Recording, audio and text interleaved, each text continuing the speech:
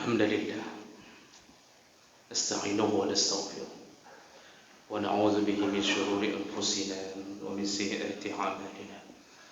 من يهده الله فلا مضل له ومن يضلل فلا هادي له. أشهد أن لا إله إلا الله وحده لا شريك له وأشهد أن محمدا عبده ورسوله الكريم. اللهم صل وسلم على نبينا المصطفى محمد وعلى آله وأصحابه أجمعين. أما بعد، فيا عباد الله، اتقوا الله وقولوا قولا سديدا يصلح لكم أعمالكم ويغفر لكم ذنوبكم، ومن يطع الله ورسوله فقد فاز فوزا عظيما. أعوذ بالله من الشيطان الرجيم. بسم الله الرحمن الرحيم.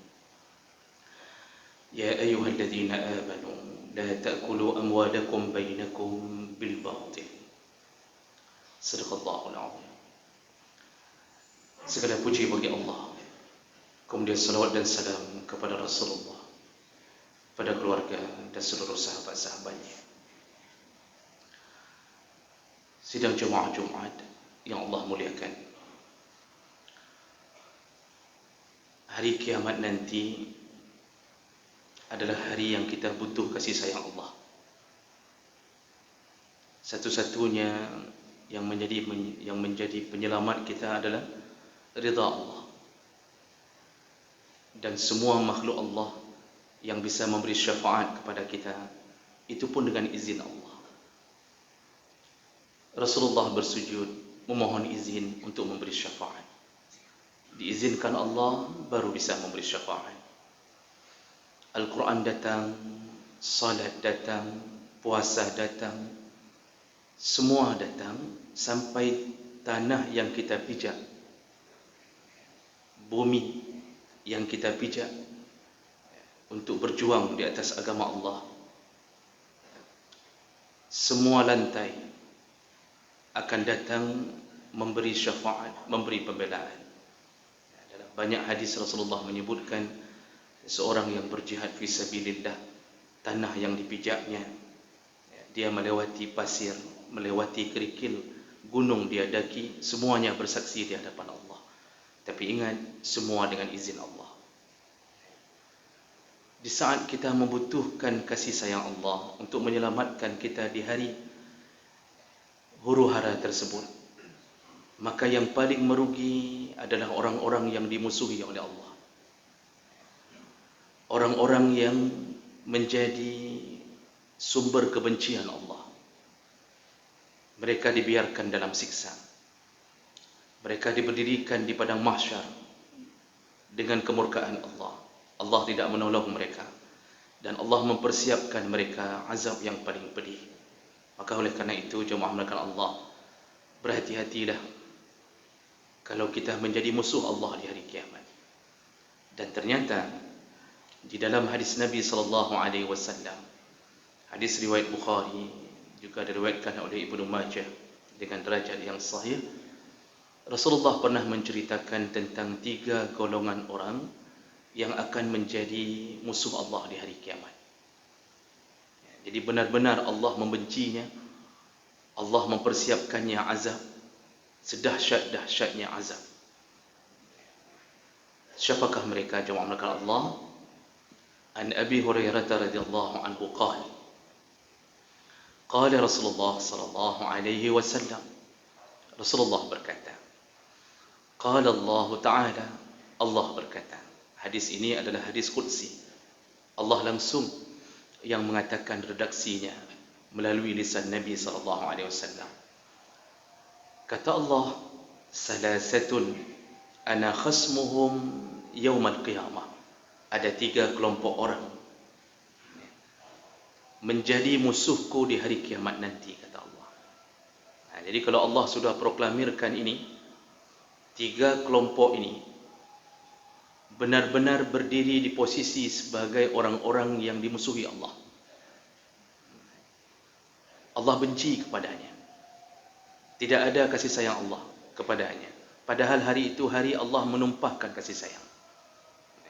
Hari kiamat itu Allah tumpahkan segala kasih sayang, sehingga dalam riwayat disebutkan Sampai-sampai iblis pun menyesali kenapa mendurhakai Allah, kenapa menyombongkan diri di hadapan Allah. Karena dia tahu kalau dia seandainya tidak dikutu Allah, kemungkinan pun dia mendapatkan kasih sayang Allah.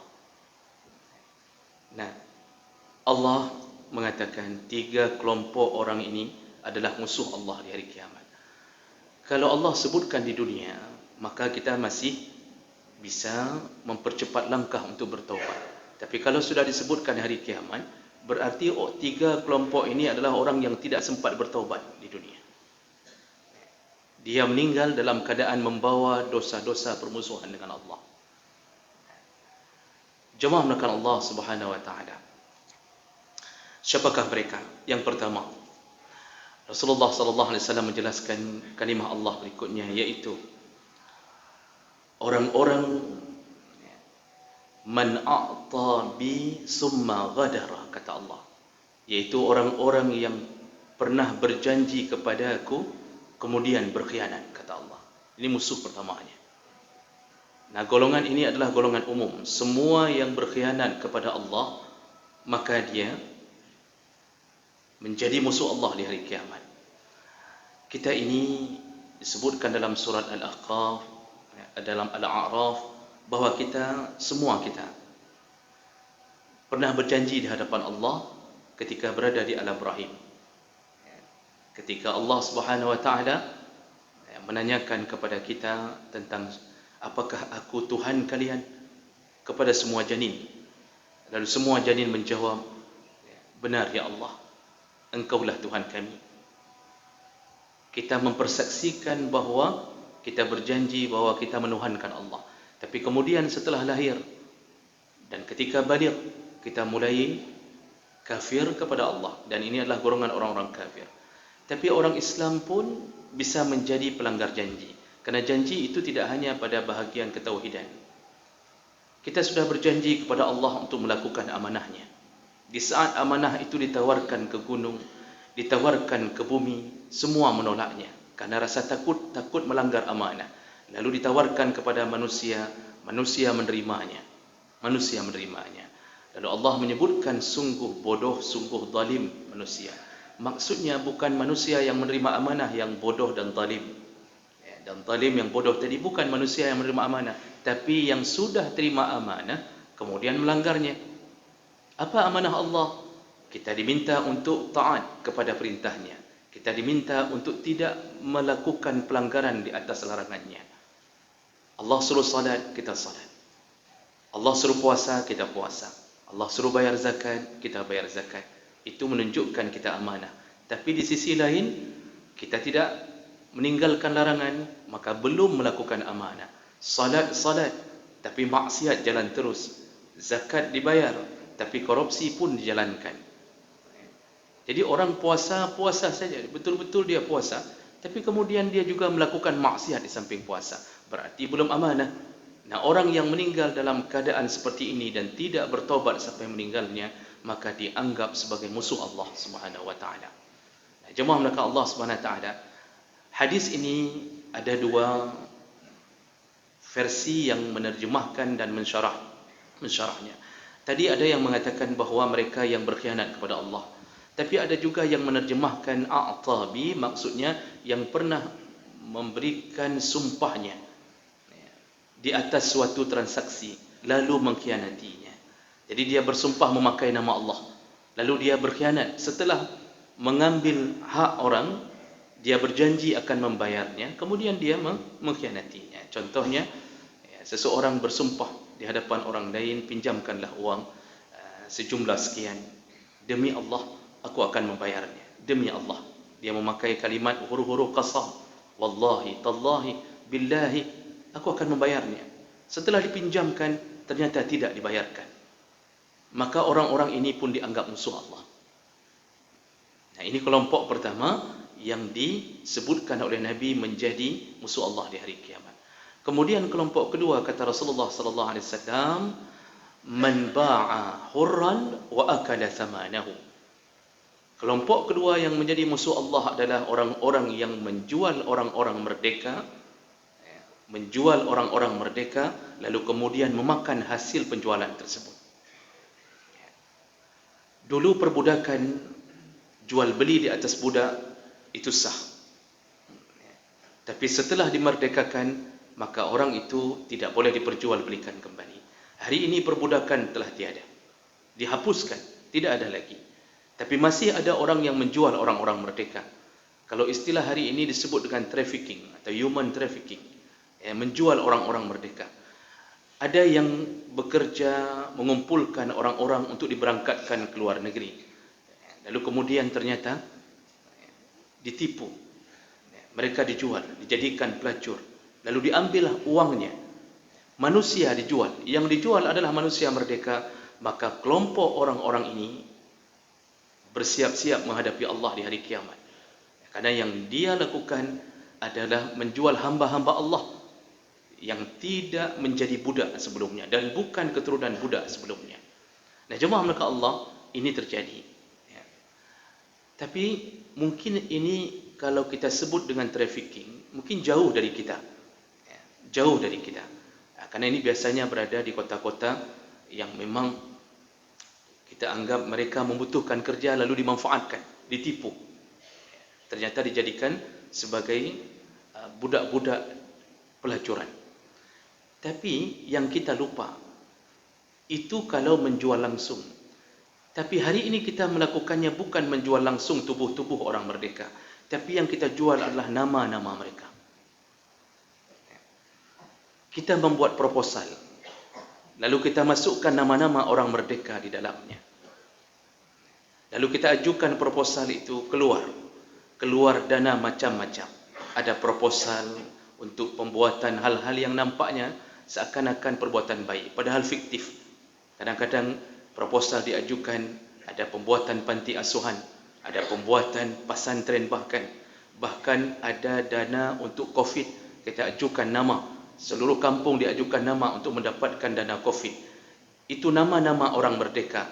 Begitu cair uang tersebut, yang mendapatkan uang hanya segelintir saja. Lalu kemudian selebihnya dimakan oleh orang-orang yang mengambil keuntungan. Ketika diperiksa ternyata pesantren itu tidak ada, padahal uang mengalir terus-terusan. Panti asuhan itu tidak ada. Maka hari ini orang-orang yang sibuk mengambil dana melalui proposal-proposal fiktif, merekalah juga yang dimaksud menjual orang-orang merdeka. Tunggulah nanti azab Allah Subhanahu wa taala. Karena untuk melepaskan dosa ini, itu harus mengembalikan semua dana itu kepada orang-orang yang dimaksud. Dan itu menjadi hal yang susah. Nama saja sudah menjadi fiktif. Maka kita mengarang berbohong dari awal sampai akhir. Wajib taubat kalau ingin lepas daripada pekerjaan ini. Yaitu kembalikan dana, bagikan kepada yang hak. Masya Allah, kadang-kadang kita tinggal satu kampung, kita tahu bahawa ada dana itu, tapi kita tidak pernah mendapatkannya. Nama anak-anak kita dicantumkan untuk mendapatkan beasiswa dari anak-anak berprestasi, tapi ternyata dana itu keluar tidak pernah sampai ke anak kita. Itu pun menjadi musuh Allah di hari kiamat. Dan pekerjaan ini merebak di mana-mana. Karena terlalu banyak uang, pintu-pintu dunia dibuka oleh Allah. Orang begitu mudahnya mendapatkan uang. Orang berlomba-lomba untuk mengajukan apapun yang bisa mengeluarkan atau mencairkan uang. Padahal dosa mengurung mereka. Dosa menyelimuti mereka. Nah, ini kelompok kedua yang menjadi musuh Allah di hari kiamat. Kelompok yang terakhir, yang ketiga, kata Rasulullah, berdasarkan kalimah dari Allah, yaitu manistajara ajiran fastawfa minhu wa lam yu'ti ajrahu. Musuh Allah yang terakhir nanti di hari kiamat adalah yaitu orang-orang yang memperkerjakan seseorang, lalu setelah kerja itu selesai dia tidak membayar gajinya. Fastawfa minhu wa lam yu'ti ajrahu. Setelah diselesaikan, keringat telah keluar, tenaga telah dikeluarkan untuk melakukan amanah tersebut, kemudian ternyata dia ditipu, tidak diberikan gajinya. Apapun alasannya, apapun undang-undangnya, kalau berhadapan dengan undang-undang Allah, maka undang-undang Allah lah yang harus dieksekusi, bukan undang-undang dunia. Tidak boleh bermaksiat kepada Allah hanya gara-gara mentaati peraturan-peraturan dunia. Jemaah mereka Allah, dan ini praktiknya banyak sekali terjadi, mulai dari hal-hal yang sifatnya sederhana di depan mata kita. Kita menyewa tukang suruh buat bangunan, ya. Tukang sudah kasih tahu bahwa harganya sekian, lalu kita katakan kerjakan saja. Apakah tukang pasang AC, menservis kulkas, atau bahkan buat bangunan, kita mengatakan pasang saja, nanti uang mudah. Begitu bahasa kita biasanya. Menyopeng mudahnya, kapasan kerja juile. Begitu nanti dia ajukan, ini hasilnya Pak, ongkosnya 300.000. Lalu kita mulai berdalih, mahal tak lagu, mahal sekali. Oh, ini enggak mungkin begini. Setelah dia buat rumah kita, rumah sudah jadi, bata telah disusun rapi, telah diplaster, dia ajukan harga, lalu kita mulai mengatakan, ini kok bisa begini? Kenapa mahal sekali? Berapa hitungannya? Padahal tadi tukang sudah mengatakan, kira-kira begini harganya. Lalu kita mulai menolak untuk membayar. Musuh Allah di hari kiamat. Sederhana, tapi kita tidak memberikannya. Ada yang sifatnya kita minta jasanya. Masya Allah, kadang-kadang hari ini kezaliman kita lakukan, tapi kita tahu dan kita tidak takut kepada Allah. Contoh paling sederhana, guru sertifikasi contohnya, yang dapat gaji 1 kali lipat berdasarkan gaji yang aslinya. Untuk mendapatkan sertifikasi, dia butuh perjuangan buat berbagai macam syarat kertas. Lalu kemudian setelah dapat keluar dana sertifikasi, si guru tadi tidak mengajar, tapi dia kemudian merekrut lulusan-lulusan baru untuk menggantikannya mengajar. Dalam hukum agama, kalau dia menggantikan mengajar, berapa jumlah yang mengajar, sebagaimana kita dapatkan gaji kalau kita mengajar sendiri, begitulah kita harus berikan ke dia. Tapi tidak terjadi. Dapat dana sertifikasi contohnya misal 5 juta, iaitu jumlah sekali gaji. Kita gaji dia cuma 1 juta. Dia yang baru lulus tidak tahu mau ke mana. Pasti berfikir, daripada tidak tahu kerja di mana, 1 juta okeylah sebulan. Padahal kita mendapatkan 4 juta tanpa mengajar, hanya dengan mengurangi haknya. Subhanallah, nampaknya hebat dapat sertifikasi. Tunggulah nanti di hadapan Allah. Ada orang-orang yang diberikan beban, disuruh mengajar. Kadang-kadang di kampus-kampus, di kuliah-kuliah disuruh mengajar. Lalu kemudian ketika selesai, tidak dibayarkan gajinya. Bersiap-siaplah berhadapan dengan Allah. Hari ini, orang-orang ini mungkin merasa bangga, merasa hebat untuk melakukan hal-hal seperti ini. Tidak sadar bahwa orang-orang yang tidak dibayar gajinya menangis di hadapan istrinya yang dia tunggu-tunggu untuk bisa makan, ternyata tidak mendapatkannya. Yang dia berangan-angan untuk buat sesuatu, ternyata ditipu oleh majikannya.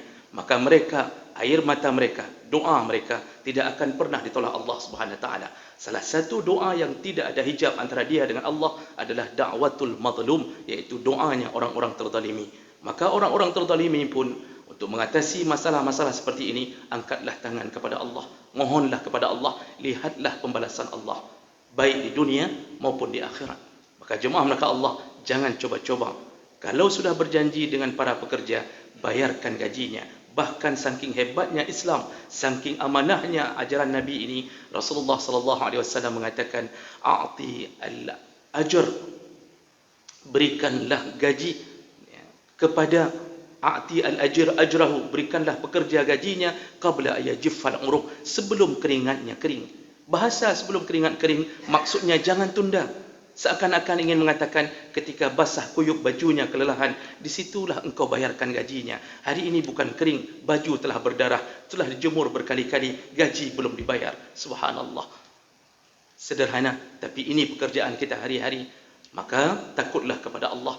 Dan sebagai penutup, ingat-ingat ayat-ayat Ramadan dimulai dari 185, 183 sampai 188, penutup ayat Ramadan.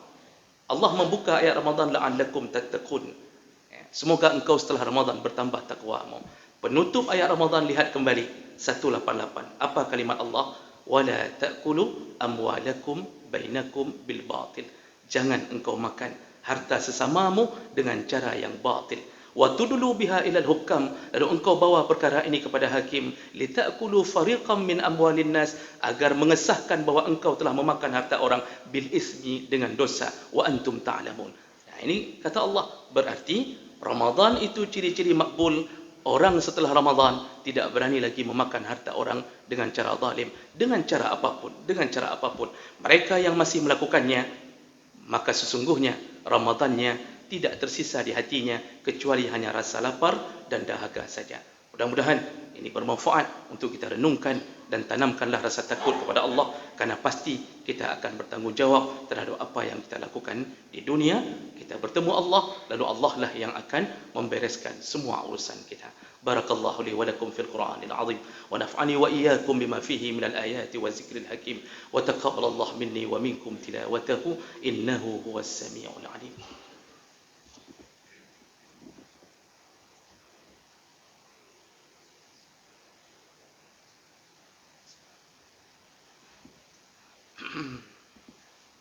Alhamdulillah Rabbil Alamin, wa bihi nasta'in ala umuri dunya waddin.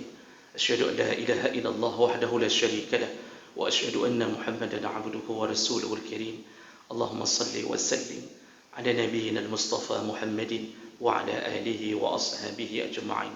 Amma ba'd, fa ya ibadallah, ittaqullaha haqqa tuqatih wa la tamutunna illa wa antum muslimun. A'udzu billahi minasy syaithanir rajim. Bismillahirrahmanirrahim. Wal 'asri innal insana lafi khusr illa alladhina amanu wa 'amilus salihat wa tawassaw bil haqq wa tawassaw bis sabr.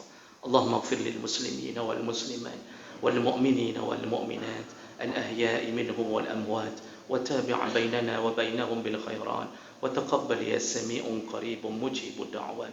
Allahumma a'inna 'ala zikrika wa syukrika wa husni 'ibadatik. ربنا آتنا في الدنيا حسنة وفي الآخرة حسنة وقنا عذاب النار والحمد لله رب العالمين ولا ذكر الله أكبر والله يعلم ما تصنعون.